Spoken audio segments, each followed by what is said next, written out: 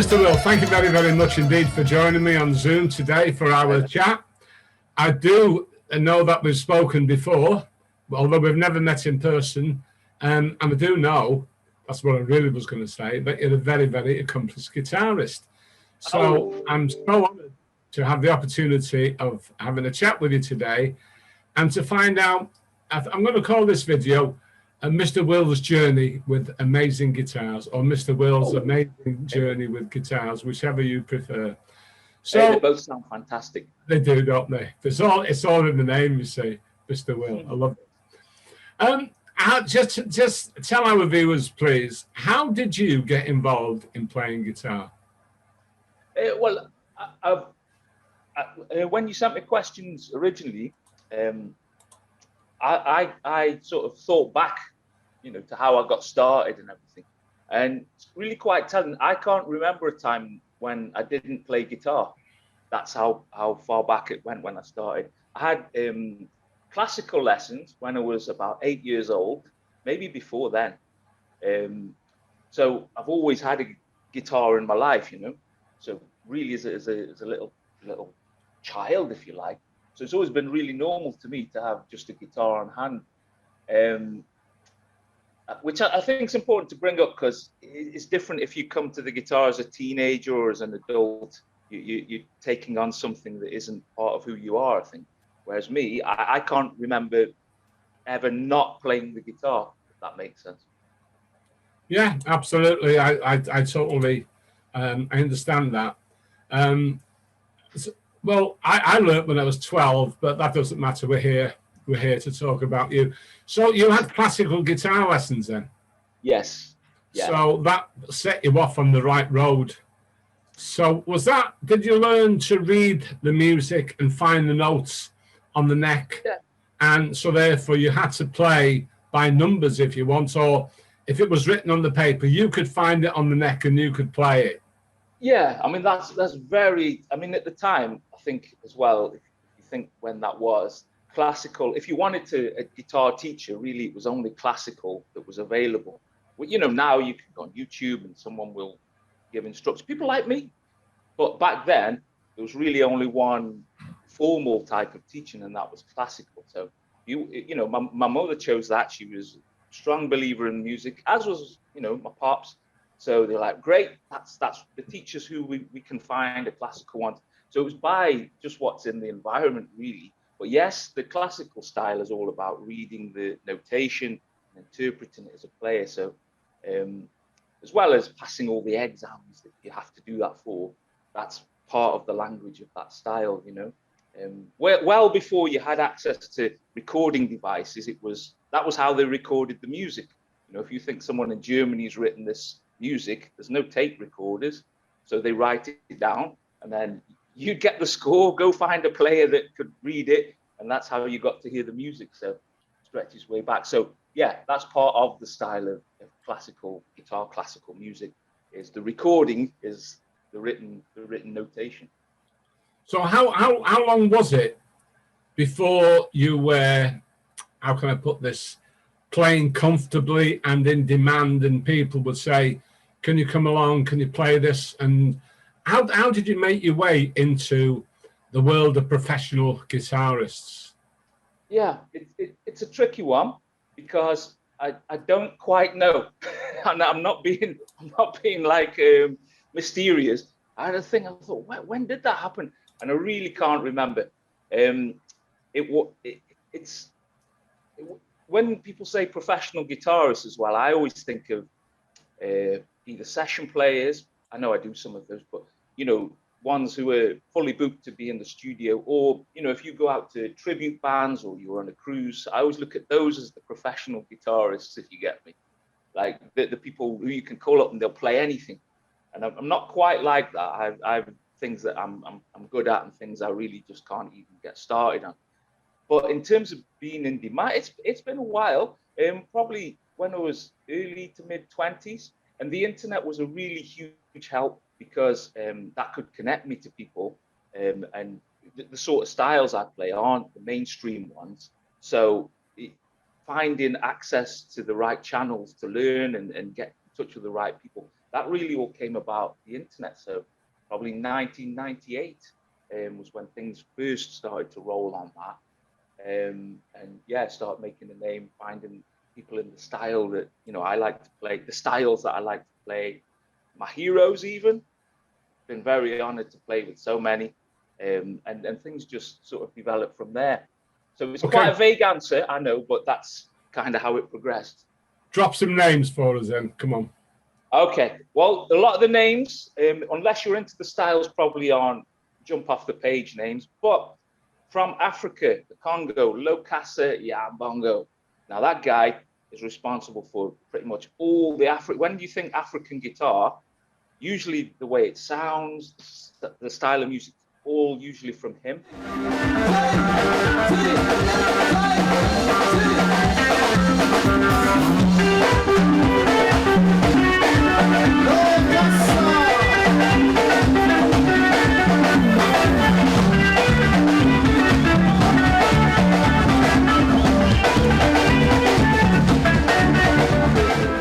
Way of tuning the guitar based on some of the ethnic African instruments, and he was credited with that, making that style popular.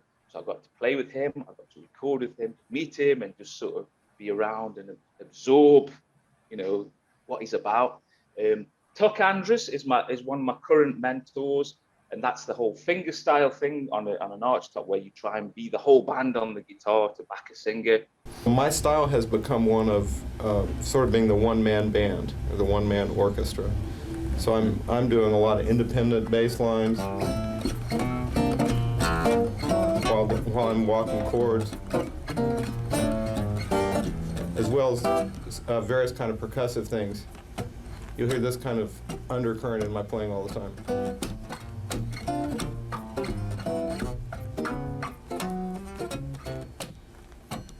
The backbeat, the sort of universal backbeat, or not necessarily always that, but there's a lot of percussive, I call it a subtext. Martin Taylor he lives in Scotland, but he's known as Scottish Martin Taylor, great fingerstyle player.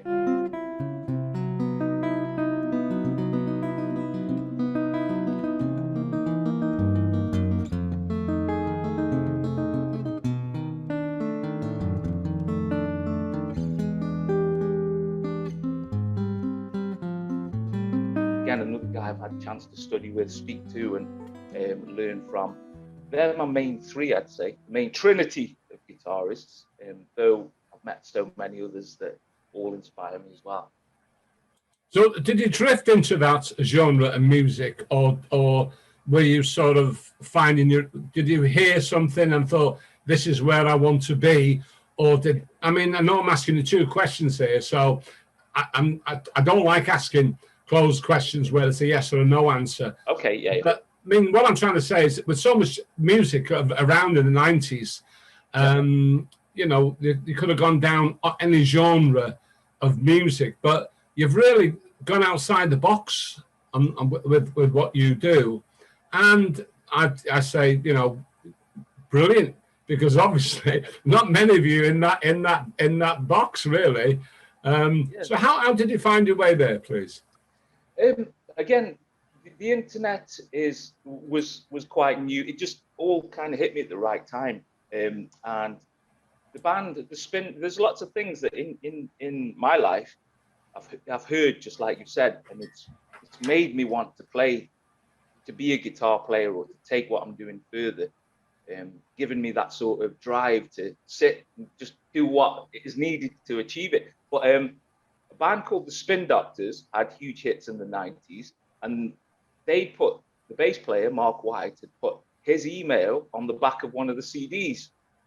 And at the time, 98, I'm just learning about email, and I thought I'd give it a go. And he wrote back, "This is brilliant." And suddenly, when they next came on tour, they let me hang out and go on, be on the tour bus with them and stuff. I've recorded with Mark since.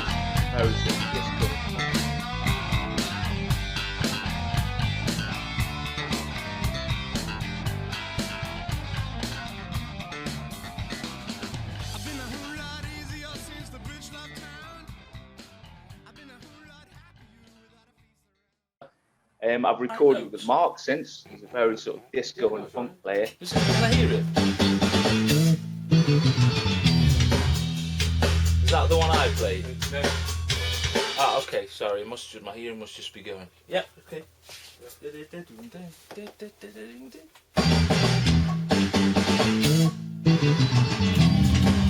Alright. Does sound right. Okay.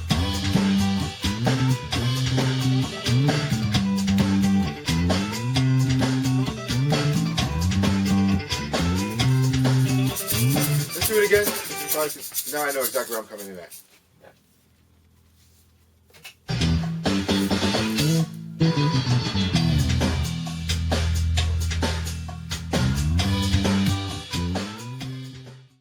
And then in terms of like the fingerstyle thing, I think Tuck and Patty, the duo, I saw them on VH1 because at the time MTV and VH1 were still, you know, if you had a satellite dish, and they were just on there.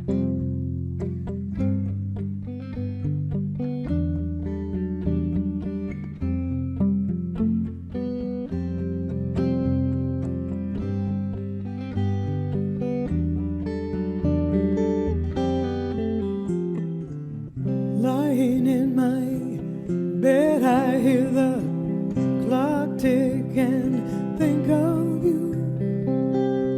And I just remember hearing the guitar and this is brilliant. How can I play this? Didn't realize what I was getting myself in for, but it just grabbed me. It's like, that's it. Almost like I've got to figure this out. What was he doing? Wasn't anything flashy, but the sound and just what they created. And I get to hang out with that every time they do a Europe tour. I'm with them, you know, and he lets me play his guitar, and I still book him when I'm struggling with stuff, and he'll give me genius suggestions. But yeah, that's really quite pivotal moments. The African stuff, I always had a thing for African percussion, and again, just after around early 2000s, I realized. Okay, my nieces didn't like music in their school. They didn't like it. I remember thinking, well, that's a real shame. I mean, I get it if you come to me complaining about maths, I get it. But music, why? And so I looked through the curriculum, like, well, I can do this. I can, you know, these African drums I'm learning, you don't have to know an instrument. We can all just start from scratch. And a lot of the African music, there isn't this, they're the musician and they aren't. Everyone just grabs a drum and play. Very liberating. So I thought, I can do all the curriculum with these Africans. So I started doing that. And from there, again, because the guitar's always been in my hands, I said, oh, I've got this African drum rhythm. Oh, this might work on the guitar. And then people would hear it and go, oh, that sounds like Locassa. This sounds like, I go, who's that? So I start looking with the internet. And I think, but this is brilliant. This is great. And fell into it that way. So as you know, I'm trying to make sure I get all the points right without dragging it out too much. But yeah, a very, very natural progression. Okay, so you got from where you were there, then you went up the hill, if you like, where you met your people, and then you established yourself along that route and kept building on that. Is that correct? Am I saying it? Yeah. Pretty much. Okay, so how old was you been when you got to the top of the hill where you said, this is where I want to be? So now all that you're sort of doing is sort of widening up your range, your repertoire within that genre. How old would you have been then, Mr. Will? I don't actually think I am there. Well, but in terms of stuff where, you know, you play and you go, yeah, I'm proud of that. It sounds as I'd heard it in my head. I don't know, probably late 20s, early 30s. So that must have been long ago then. Say again. That won't be long ago. I can't even remember when that was. But yeah, like a lot of it is just, am I excited? Am I discovering? Am I getting to express something? And there's just a natural curiosity with it all. And so for me, it never feels like I've finished. There's always things like, oh, I've never heard of it. Like when I got to tour in Uganda, there was a whole sort of tribal dance called Baksimba.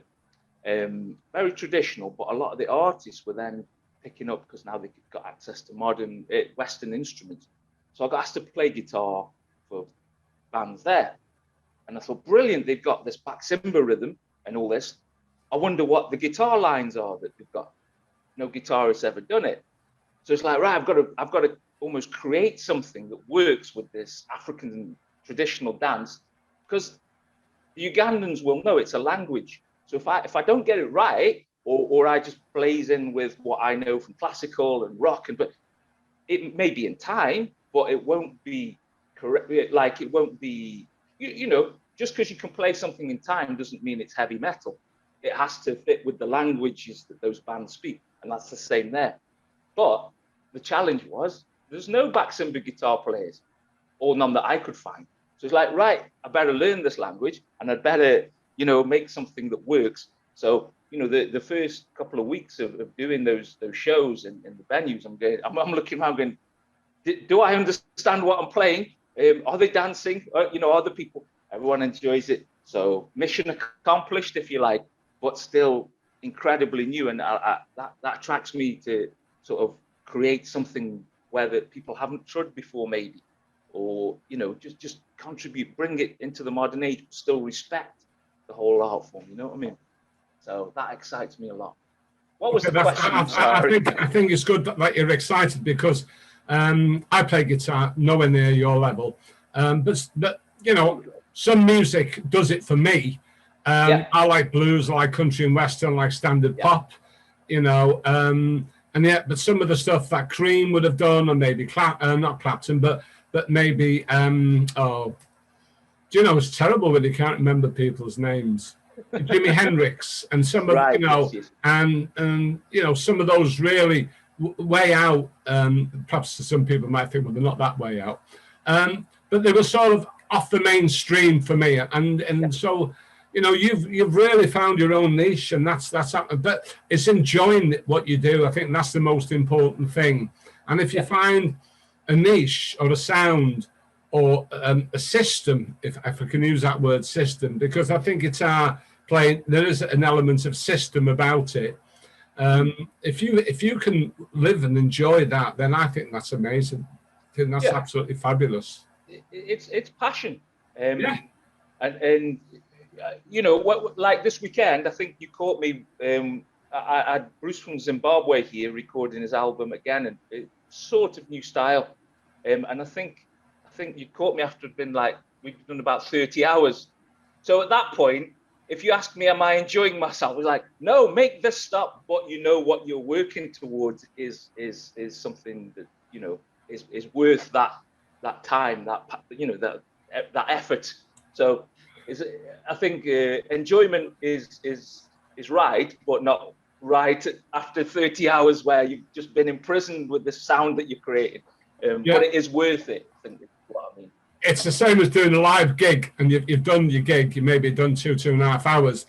And then at the end of the night, it's just about to pack up to say, could you do another hour? We'll give you more money. And you think, no, I don't want to do it. You know, because it's not about the money, it's about the way that you feel, you know, and you actually feel drained and worn out. But then again, you've got, you know, a few hundred people or whatever out there, and, you know, you pay to keep them happy. So I think it's brilliant what you're doing. So can you give us a tour of some of your axes, please? Can we have a look at some of your kit, please?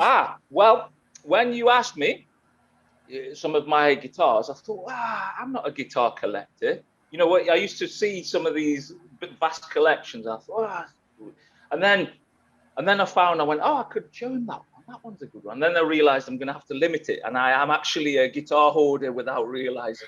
So, thanks. Now I've got therapy. Well, I've got the one I'm playing quite a lot at the minute. Is this? I don't know if can you see that on camera? That's very nice. Yeah. It's Epiphone Joe Pass, which I think he endorsed, the fingerstyle jazz guitar player Joe Pass.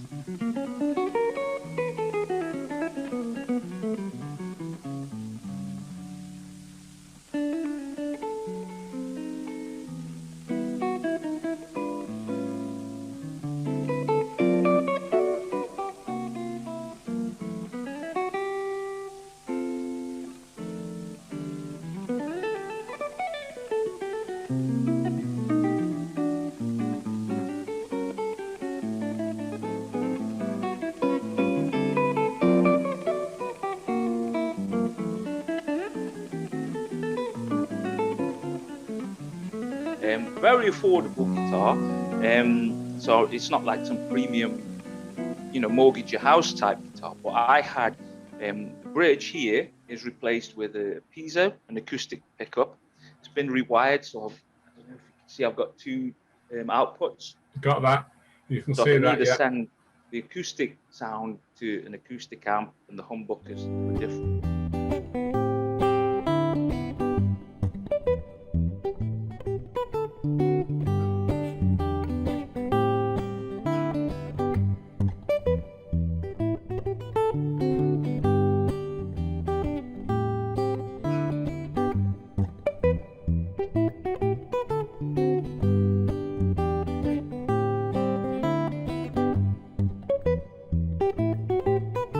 But it's about blending those sounds together. So you've got the actual sound that's reverberating through this arch top, through the acoustic pickup, and then the electric sound. Mix them together to get a more sort of full tone. I use my ears a lot to just go, right, in the room, this is the right blend.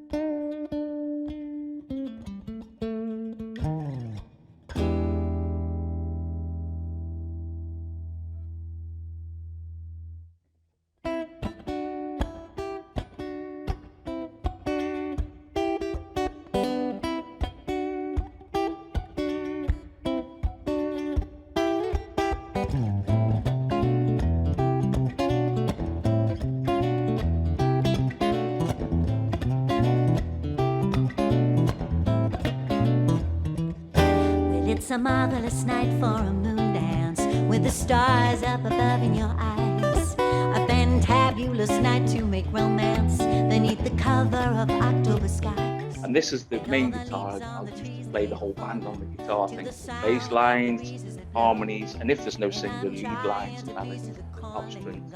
So this hand has got like different fingers of different band members almost, and they fight a lot. But yeah, it's about creating an overall sound there. So this is a great guitar. I know a lot of players that have these and then they change the pickups with whatever. I've never gotten into that, but it's quite a popular guitar, really well made as well. I remember when I first just had a go and it's like, this is brilliant, just the balance of the guitar and the responsiveness of it. So what yeah. make is that again, please, Mr. Will? It's Epiphone. All right, yeah, standard Gibson, bottom of the shelf. Yeah, pretty much, yeah. I mean, I think they were a premium brand at some point. Then Gibson bought them, and then they became, like you can get an Epiphone Les Paul, and that's a sort of budget version of a Gibson Les Paul. But the arch tops, I think, I'm not sure what this is based off, but Joe Passett was the name, and I had this replaced, but originally had his signature on it. But again, if you think where I rest my arm and start wiping his signature off, so it didn't really work. So I thought I'll get rid of that. So that's one of my main ones for everything. I'll bring the stand a little nearer. Yeah, let's have this. My Township from South Africa. Can you see that? Yeah, that's the old Tin Can one, is it? The home built. Pretty much. They have a what you call a shop in South Africa, Township Guitars. And when I say shop, I mean like think of a self DIY made shed. So it's not a very grand at all. But the whole point was they'd take whatever junk was around and make guitars from it. And so it's like this is what a great idea. So I think essentially there's just like this wooden plate made, and then the can's like a casing for it. And even look at that, there's your maintenance tool, your Allen key if you need to get in and work and stuff. But it sounds really good. It's not a gimmick at all. It really does work. I've played it on a couple of records. I think I said to you, because it is an actual Castrol GTX can, it's not as robust as a guitar. So limit the songs you play live, because the lights will make the metal swell. Suddenly, you could be in some hairy situations. I played with an African kora player, and very, very, imagine very gentle, laid back, an African master. And I played this, super brilliant. And by song 3, it's really going out of tune because of the metal expanding. and all the strings are going out of tune at different rates, so I can't keep up with it. And at the end, very gently, sort of came to me, says, something, did it go out of tune? What happened? And I was so frustrated. I said, what happened? I'm playing an oil can. That's what happened. I can't keep a note. So you've got it, you know. It's good for this purpose. And you know, if I know there's you know, if I have to play and I'm able to bring me say So can you just give us a quick strum on it, just so we can hear the acoustic version? oh, let me see. I don't know if you can hear that. It's a bit out of tune. I haven't tuned these up. And I had that with the African tuning as well, called Mi Compose, which is, you know, you've got E, B, G, D, A, and E. Yeah. The Mi Compose has your D string replaced an octave higher. And So that's how you get what gauge string would you have that then to push it up as high as that? Basically like a B string you put in there and tune it slightly higher. I tend to like a thicker string, so I go as thick as I can get it. But usually that's what a lot of those guys have. You'll get an additional B string, put it there and tune it up a third. And so then try it if you ever want to. It opens the world up. So instead of it goes high and then lower. That's how a lot of those African sounds are made. Okay, so you put a B string, you put a second string where your fourth string would be then, yeah. Yeah, and then tune that up an octave from where it normally is. Yeah.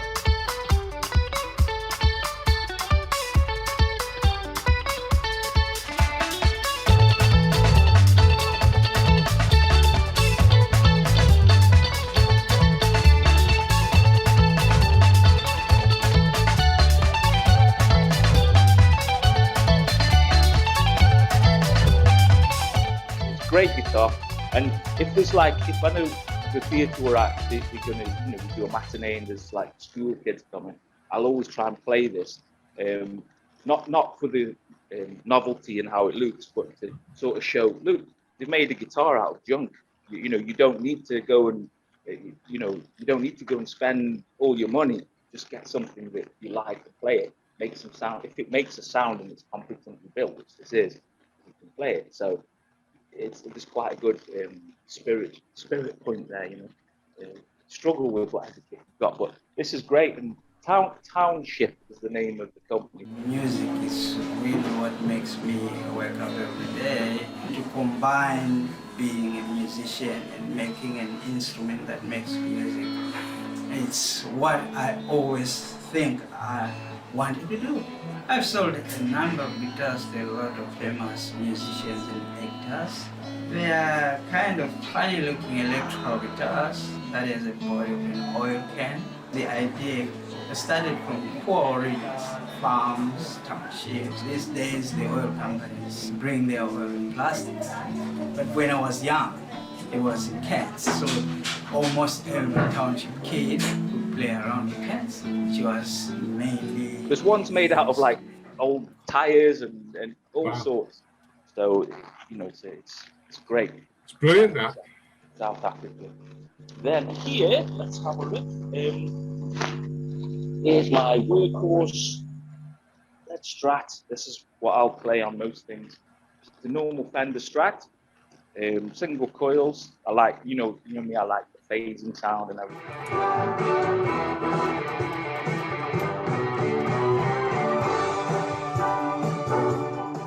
Very standard stuff. Nothing.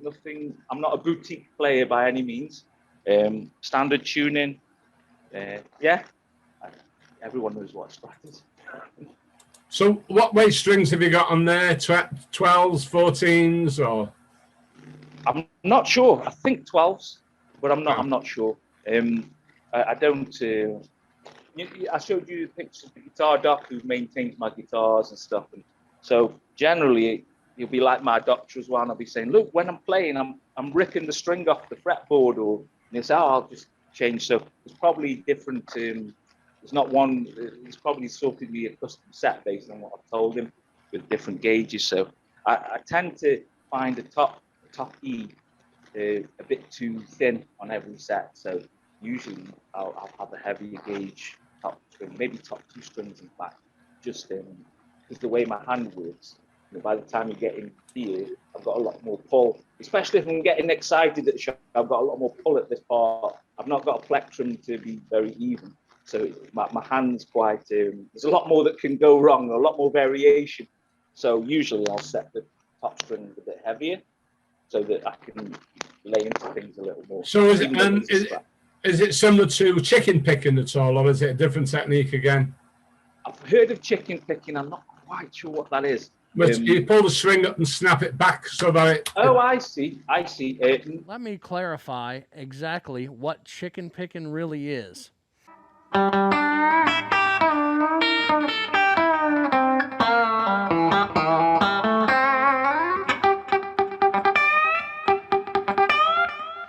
there's that chicken. He's creeping in on us, folks.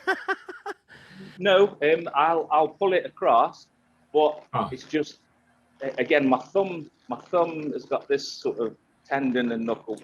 I've got more latitude when the strings are thicker, but then say as you go to thinner strings, I can be quite aggressive, especially if the move's taking me. So that's kind of to ensure that I don't just rip the string off the guitar. So can you give us a close-up of your finger and the actual mechanical, how you would actually pick that string, if I'm not asking something that's too difficult? Just for our viewers, just to understand a little bit more about maybe the complexity and the technicality of what it is that you're doing. Well, again, I learned classically, although I'd probably fail my grade 1 now because of all the adaptations I've made. But essentially, my playing, I'll move from the knuckles, this knuckle. So it's like, if that's where your string, it's like moving my fingers up to my palm, like that. So that's the motion on the string. Have I explained that well? No, that's perfect, because obviously I might have thought it was like that, but you're moving your whole hand like a paddle. Yeah. It's okay. From the the ends of your fingers. So there's a lot of room there. And as I say, if I'm getting excited, I really go for it. So it's even though it's fingers, it's still, there's a lot of force going in at times. So a lot of my playing is trying to do less. Because if you think this is made for a nylon string classical guitar, the strings are less responsive, there's less stretch. Steel's much more responsive, and it's got electrics picking it up. So you don't need all that really. Your attack, you've seen those shred players, the movement's so small and delicate, if you like. So this idea of wrenching against it is really meant based on the nylon string playing that I've adapted. But yeah, technically it's still like that. And then if anyone sees me, they'll see when I do so many other things than that. So I know that's not everything. That's just like the stereotypical technique, as it were. Yeah. Like there'll be times when I'll pretend I've got a plectrum, or I'll use my thumb, or so. But yeah, for my fingers, generally from the knuckle. Okay, that's brilliant. Yeah. Thank you for that. Let me show you these. This, another special guitar. See there. I'm not good at operating these stands. A special custom toilet seat guitar. Exactly. Yeah. A guy, Suffolk, a festival called Drum Camp. Brilliant.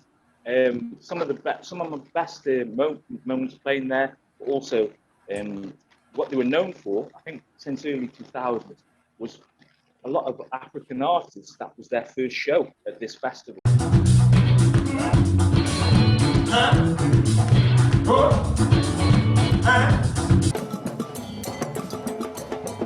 They'd get a visa for them to tour for the summer, and it would be mainly to run workshops and in the evening shows.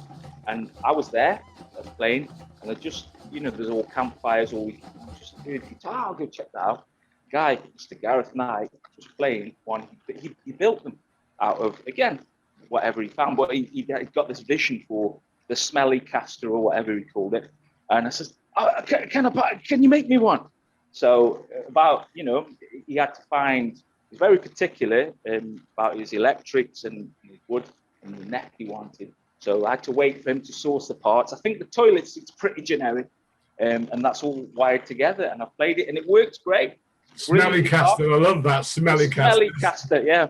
I think there's plenty of videos of him on his webpage where he's playing his original one. What's his name again, slowly? Gareth Knight. With a K? Yeah, Knight, like the knight in chess. Okay. It reminds me of the old Vox Phantom. Yes, yes, I see what you're saying. And I think he might have this might have inspired his pickup choices as well. I don't know. But custom built guitar, sir. And really, really good. And I've got like a nice cork switch there for swapping my pickups around as well. Whatever he's used there, the thinner pickup, really powerful, really nice. If I need to cut through a load of hard percussion that's driving that, I'll switch to that. Suddenly I've got a big bite on me, So yeah. That switch is interesting because normally they stick out the body of the guitar so that you move them, either a 3 position or whatever, but that one's horizontal. Do you think is it a good idea? I know it is what it is. I mean, or is it just different? I think it works here because there's where it is. There's a groove where the toilet seat meets the back. I can't believe I'm talking like that. Where the seat attaches to the back, there is the groove where someone would sit, and so there's space for it to be horizontal, like it's in the space there. So there's nothing to catch. I guess though, with a solid body, that wouldn't be there. So where would you put the switch? I guess if it was to go out, it'd have to be where the. That's a fabulous. That's a really, really good idea. He's brilliant, and he's amazing. This was his vision. So again, like I say, things excite me that are just creative.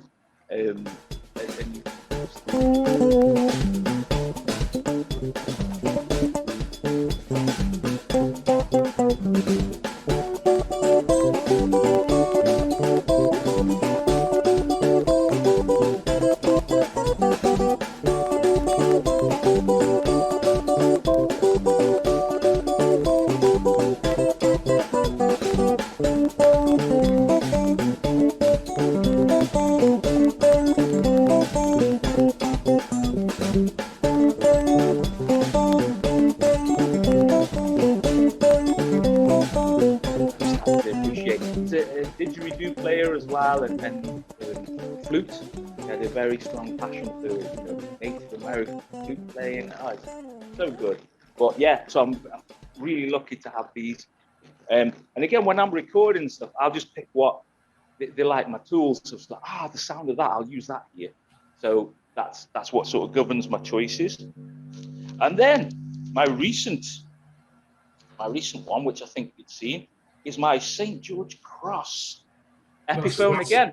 That's fabulous. That is really, really nice. That's an Epiphone, isn't it? If my memory serves me right. Yeah. I think Noel Gallagher from Oasis played like the Union Jack ones, Supernovas, I think they were called.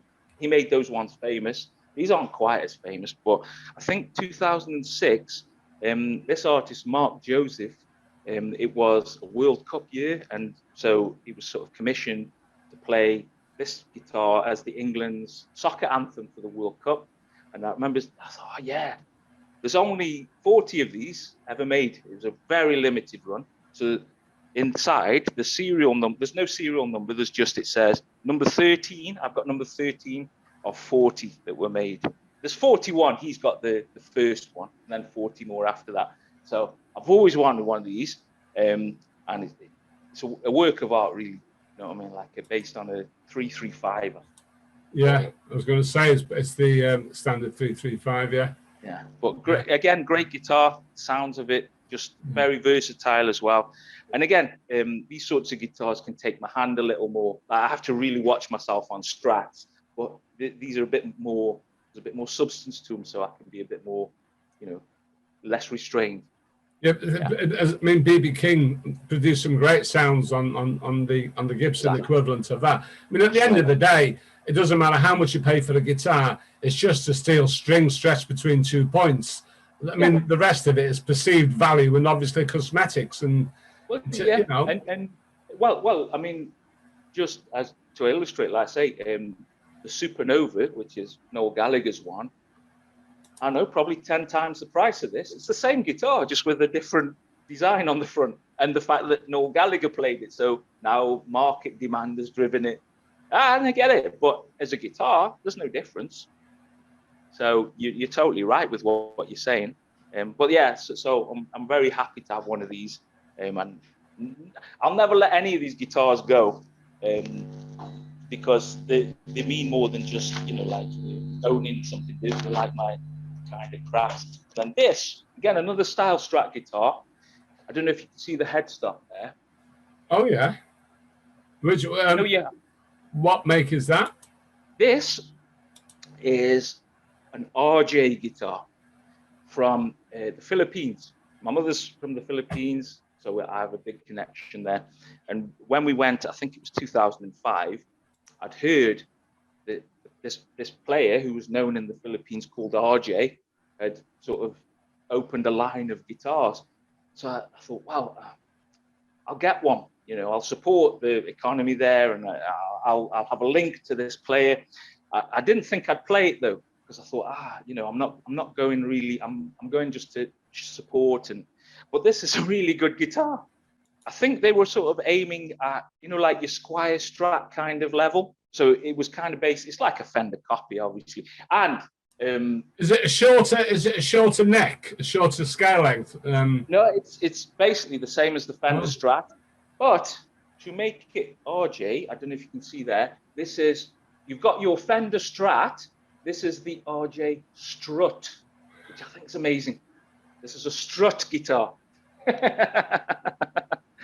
So yeah, I ended up touring with this, and again, because it's, I don't know this. I've got no proof of this. But because it's made in hotter climates, I think it does take the hot climates a little better. You went to with a Fender, I have to constantly set it up, retune it every few days, maintenance. Whereas this, a bit more robust in those climates, which I think is because it was made in those climates.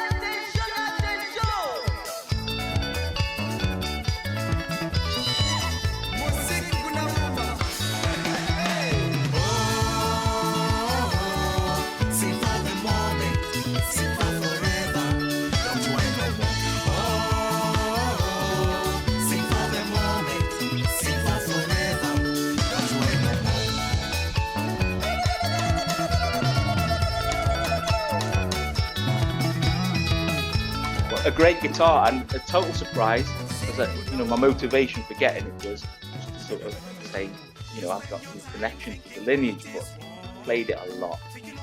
So great guitars. And then I've got my classical there, which is again a group called Cremona. Oops, yeah, just a normal classical, again with electrics, so I can plug it in. Yeah.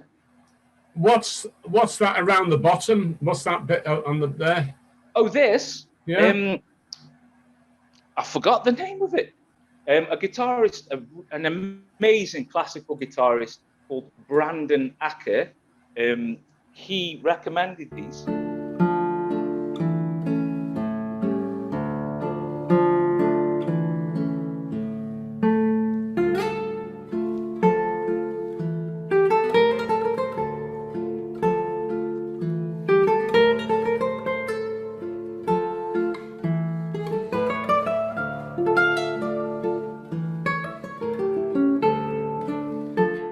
And it basically means I can rest it on my leg without, you've seen classical guitars with a footstool, and I've always found that quite uncomfortable. But the price you pay for playing great guitar, whereas this just means I can place it and it's in the right position.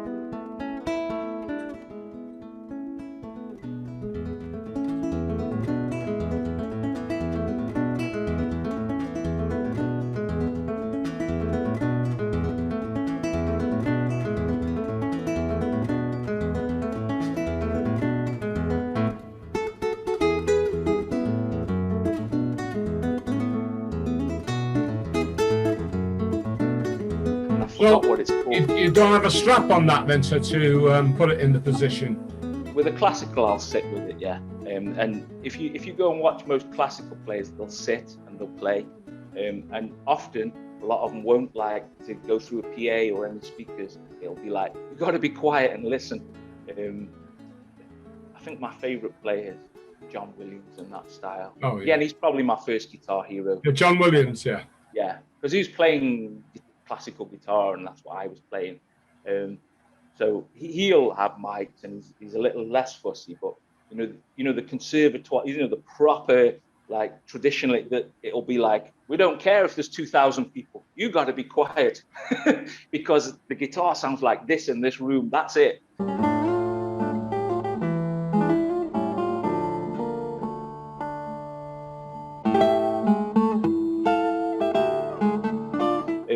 But I'm not like that, of course. So it's like, I'll plug the thing in. Whatever we need to get the sound out, we'll do it.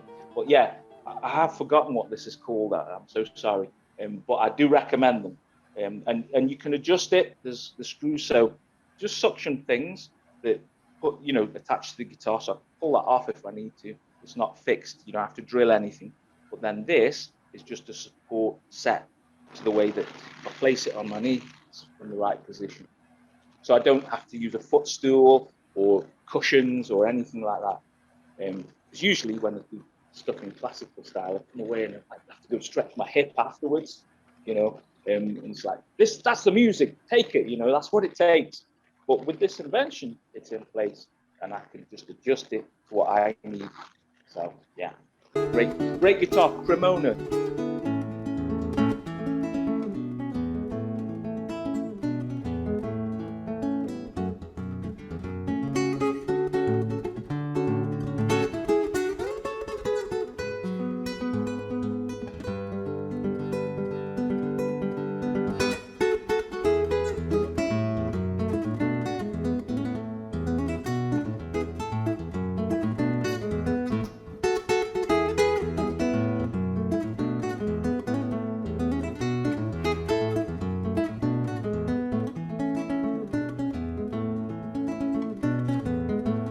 Okay, I mean, I appreciate your time and you've explained everything so well. Just one quick question, and then sure.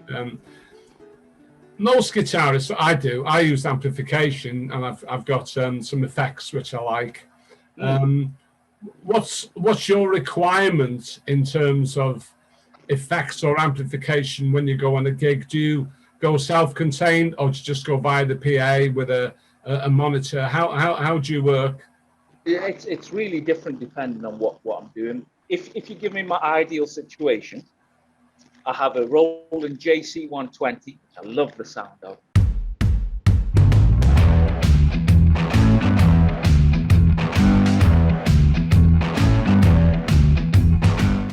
Hi, my name's Steve Levine and I'm a record producer. The Roland JC 120, in a couple of phrases: clean, lush, and if you want to add that expensive quality to your recordings, the JC 120 with its lush chorus sound is the way to go. It's fantastic that it's reached the 40-year milestone. I think that's something that's really hard to envisage. In the right hands, it's quite a tone palette. You can do a lot with it. It does bridge the gap between being a regular amplifier and a kind of de-eyed monster. It's a great tone. I remember listening to it in the shop.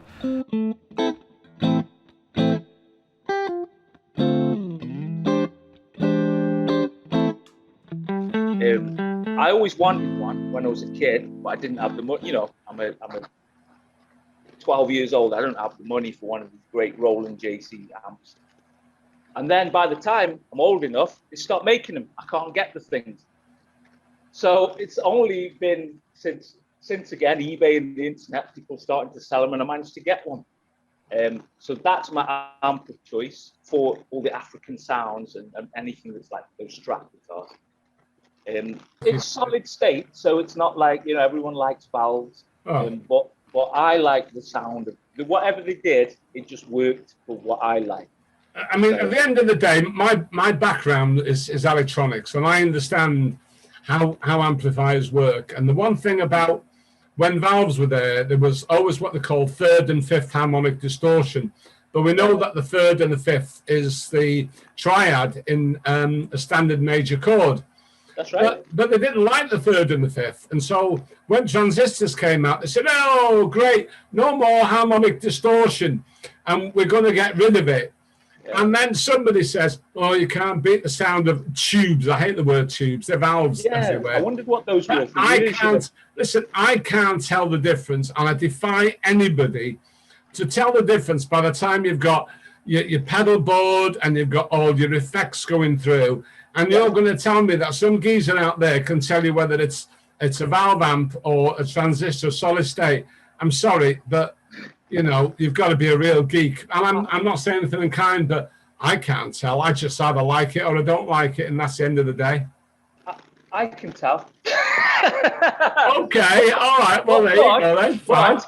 I prefer the solid state. Yeah, so, that's okay. That's fine. So, but you know, the bit, and I guess to circle back, the biggest thing that will make the biggest difference is that. So, you know, it's almost like if we're in this room, yeah, it'll sound different again. This will sound, but these two hands is what's going to make the music, not the valves or the tubes or the solid state, none of that. Yes, it does color everything. No, like I understand. This is the source. I know exactly. I know exactly where you're coming from. I truly do. Often I don't get that. I'll turn up and it'll be like, you know, this festival is set up for 10 different artists and acts, and we've got no changeover time. So whatever the amp is there, I play with that.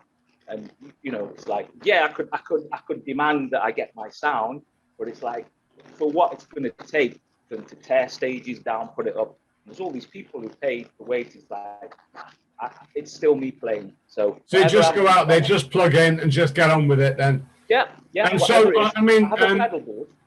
There's somebody out there on a main desk, so your guitar's going through the desk, and somebody's looking after the mix. I take it, or is it all backline? Yeah, usually if it's more often than not, there'll be an amp that's on the stage, a twin or something like that. So I've got my pedal board, wah pedal, some delays, some chorus. I like to use the JC's chorus, but not got it. I'll try and get it through the pedal board. But even sometimes even with that, it's like, the lights are going to interfere with the thing of the pedal board, so I ditch that, and whatever we've got is what we play. Whether we've got an oil can or a toilet seat, that's what we do. We play. We make the music with what we've got there. So I try and be a bit. Obviously, if we've got a really high-profile show and we're the headline, I get to be like, yeah, this is the requirement. Set the amp up and put the microphone at this angle from that speaker cone and that, and you take your time. But more often than not, it's like, right, you'll say act 5 of 10 on stage that day. That guy's not had any sleep all weekend. You know, really, it's not worth him tearing this down and resetting it up. And then, you know, it's like, no, come on, let's just play. Whatever it is, we can make the music. So there's no room for divas on your road show then? Yeah, I think Eddie Van Halen would be eating the purple M&Ms or whatever it was. I don't think he'd have lasted with me. It would have just been like, you just play, man. Yeah, just get on with it. Well, this is absolutely fantastic. I really is through a PA though. So that arch top, that's through a PA, and there's no amp there. So I'm mixed with the single. So before we wrap up, are you going to give us a little rendition or to show your dexterity for our budding guitarists out there who might want to say, wow, you know, this guy's a different type of guitarist. And obviously, you know, we want to encourage and inspire people to go out and buy instruments, because with COVID, lots of people have been at home. And I've taught my wife to play bass guitar in the time that's, you know, we've been in lockdown. So, you know, that's a great time to learn to play an instrument. And they are now so affordable. So many companies out there, I'm not going to mention any names, but you can get it on the drip. I bought a lot of my stuff on £30 a month, interest-free over 12 months or 2 years, whatever it is. Higher purchase. Yeah. I think either you brought it up before or it came to my mind. When I was learning as a teenager, you either paid big money for a proper instrument, or you accepted you're going to be playing cheese wire strings over a really awful guitar that isn't in tune after fret 3. That was the deal. What you could afford would be, you'd accept, I can't pay, so I'll take. But now, what you would consider budget guitars, I'd kill to have had that back then. Because it's like, oh, there's none of that. It doesn't rip my fingers open, and it's in tune after fret 7. This is luxury, and I haven't had to pay $3,000. What? You know, so like you're saying, the affordable instruments now that will take you wherever you want. Of course. I mean, people like Gear for Music, PMT, Dawson's, lots. You know, you can go in there and you can buy these kits. It's a Strat copy, or you know, a Squire Strat with a little amp for about 150 quid, something like that. You know, 510 watt amp. Absolutely brilliant, fantastic. You know, and the guitars are good. You know, I wouldn't knock them at all. Right. Again, it's what's for, you know, if you're going to go and do a 20-day tour and take the thing around, you need a robust thing that can stand up to it. If you're going to learn something, you don't have that need. So it's like, okay, maybe some of those cheaper guitars will start to fall apart after 6 months of me playing it every night and all the abuse is going to get. But that's a very specific need. So, you know, that some of those entry level, I played a couple of Harley Benton. That's from Tommen over in Germany. That's it. Yeah.